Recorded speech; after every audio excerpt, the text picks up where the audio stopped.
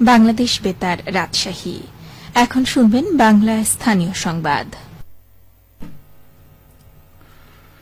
আসসালামু আলাইকুম। ঈদ মোবারক। বাংলাদেশ বেতার রাজশাহী। স্থানীয় সংবাদ পড়ছি মোহাম্মদ আনিসুল ইসলাম।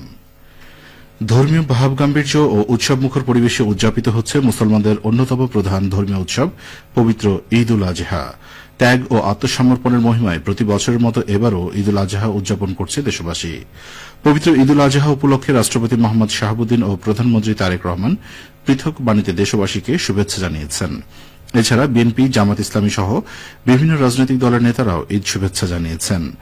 ঈদ উল আজহা উপলক্ষে সরকারি, আধা সরকারি ও স্বায়ত্তশাসিত প্রতিষ্ঠানের ভবনগুলোতে আলোকসজ্জা করা হয়েছে। বাংলাদেশ টেলিভিশন, বাংলাদেশ বেতার সহ বিভিন্ন বেসরকারি টেলিভিশন চ্যানেল ঈদ উপলক্ষে বিশেষ অনুষ্ঠানমালা সম্প্রচার করছে। এদিকে রাজশাহীতে যথাযোগ্য মর্যাদা, ভাবগাম্ভীর্য ও আনন্দমুখর পরিবেশে ধর্মপ্রাণ মুসলমানদের ধর্মীয় উৎসব পবিত্র ঈদ উল আজহা উদযাপিত হচ্ছে। সকাল 7:30টায় রাজশাহী মহানগরীর হযরত শাহ মখদুম রহমতুল্লাহি আলাইহি কেন্দ্রীয় ঈদগাহ ময়দানে ঈদের প্রধান জামাত অনুষ্ঠিত হয়। এখানে ঈদের নামাজ আদায় করেন ভূমিমন্ত্রী মিজানুর রহমান মিনু, রাজশাহী সিটি কর্পোরেশনের প্রশাসক মাহফুজুর রহমান রিটন, রাজশাহী বিভাগীয় কমিশনার ড আনম্মা বজলুর রশিদ, আরএমপি কমিশনার মোহাম্মদ ফয়জুল কবির ও জেলা প্রশাসক কাজী শহীদুল ইসলাম। এছাড়াও বিএনপি, জামাত ইসলামী এবং এনসিপি সহ বিভিন্ন রাজনৈতিক দলের স্থানীয় নেতৃবৃন্দ নামাজ আদায় করেন। এছাড়াও সকাল 7টা ও 8টায় টিকাপাড়া মহানগর ঈদগাহে এবং সকাল 8টায় ঈদ জামাত অনুষ্ঠিত হয় রাজশাহী বড় মসজিদ সংলগ্ন সাহেববাজার 0 পয়েন্টে। সকাল 7টায় রাজশাহী প্রকৌশল ও প্রযুক্তি বিশ্ববিদ্যালয় এবং 7:30টায় রাজশাহী বিশ্ববিদ্যালয়ে ঈদের জামাত অনুষ্ঠিত হয়। এদিকে রাজশাহী জেলার প্রতিটি পাড়া মহল্লায় ঈদের জামাত অনুষ্ঠিত হয়েছে।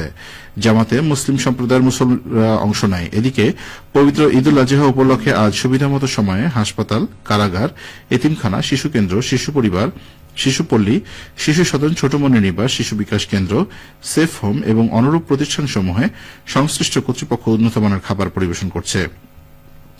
রাজশাহী সিটি কর্পোরেশনের পক্ষ থেকে দ্রুততম সময়ে বর্জ্য অপসারণের প্রয়োজনীয় ব্যবস্থা গ্রহণ করা হচ্ছে। পরিবেশ রক্ষায় কোরবানির বর্জ্য যেখানে সেখানে না ফেলে নির্ধারিত স্থানে ফেলার জন্য নগরবাসীর প্রতি রাশিকের পক্ষ থেকে অনুরোধ জানানো হয়েছে। অপরদিকে নওগাঁয় উৎসবমুখর পরিবেশে অনুষ্ঠিত হচ্ছে পবিত্র ঈদ উল আজহা। সকাল 8টায় জেলার ঐতিহ্যবাহী নওজোয়ান ঈদগাহ মাঠে ঈদের প্রধান জামাত অনুষ্ঠিত হয়। প্রধান জামাতে অংশ নেন সংসদ সদস্য জাহিদুল ইসলাম ধলু, নওগাঁ জেলা বিএনপি সভাপতি ও জেলা পরিষদ প্রশাসক আবু বক্কর সিদ্দিক রান্নু, জেলা প্রশাসক সাইফুল ইসলাম।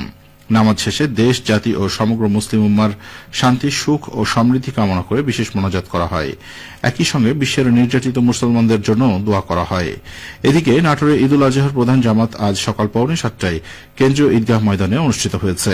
এ সময় সমবেত মুসল্লিদের উদ্দেশ্যে বক্তব্য রাখেন জাতীয় সংসদের হুইপ এম রুহুল কুদ্দুস তালুকদার দুলুম। তিনি বলেন, বর্তমান সরকার দেশ ও মানুষের কল্যাণে কাজ শুরু করেছে। দেশ সমৃদ্ধির পথে এগিয়ে যাবে। একই স্থানে সকাল 8:45টায় দ্বিতীয় জামাত অনুষ্ঠিত হয়। শহরের উল্লেখযোগ্য ঈদ জামাতের মধ্যে সকাল 7টায় মল্লিকহাটি পুরনো ঈদগাহ মাঠ, রানী ভবানী রাজবাড়ী ঈদগাহ মাঠ, নবাব সিরাজউদ্দৌলা সরকারি কলেজ মাঠ এবং উপশহর ঈদগাহ ময়দানে ঈদের জামাত অনুষ্ঠিত হয়। জেলায় মোট 836টি ঈদগাহ মাঠে ঈদের নামাজ অনুষ্ঠিত হয়েছে।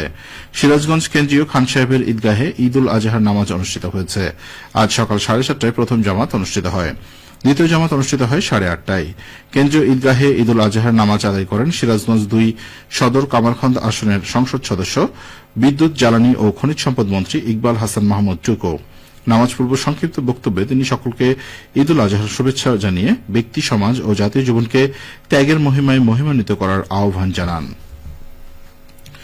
বগুড়ায় পবিত্র ঈদ উল আজহার প্রধান জামাত সকাল 8টায় অনুষ্ঠিত হয় শহরের সূত্রাপুর কেন্দ্রীয় ঈদগাহ মাঠে। এবারের জেলায় 1770টির বেশি ঈদগাহ মাঠে ঈদের জামাত অনুষ্ঠিত হয়েছে।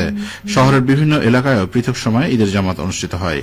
এর মধ্যে জামিল মাদ্রাসা মসজিদে সকাল 6:45টায়, আটাপাড়া আলামিয়া তলা ঈদগাহ মাঠে সকাল 7টায় এবং বৃন্দাবন পাড়া ঈদগাহ মাঠে সকাল 7:15টায় জামাত অনুষ্ঠিত হয়। বগুড়া শহরে যানজট নিরসন ও ড্রেনেজ ব্যবস্থার উন্নয়নে নেকটার থেকে সাতমাথা পর্যন্ত সড়ক উন্নয়ন কাজ শুরু হয়েছে। প্রায় 26,60,00,000 টাকা ব্যয়ে 3 কিলোমিটার সড়ক ও ড্রেন নির্মাণ করা হবে। গতকাল শহরের সাতমাথা এলাকায় ফলক উন্মোচনের মাধ্যমে কাজের উদ্বোধন করেন বগুড়া 6 সদর আসনের সংসদ সদস্য রেজাউল করিম বাদশাহ এবং বগুড়া সিটি কর্পোরেশনের প্রশাসক MR ইসলাম স্বাধীন।